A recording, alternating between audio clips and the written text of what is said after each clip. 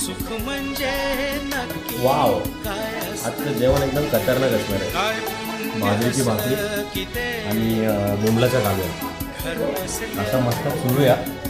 आणि लिंबू पण आहे आपल्याला. लिंबू, कांदा, बाजरीची भाकरी, गावठी अंड्याची पोळी आणि बोंबलाच्या कालवण. Unique combination. थोडंसं लिंबू पिळून घेऊया. आणि जी भाकरी बरोबर मजा येणार ना चिरून. वा हा हा हा.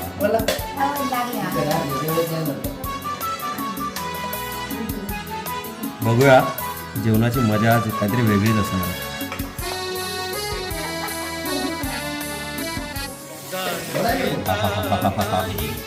एक घास खाऊन दाखवतो.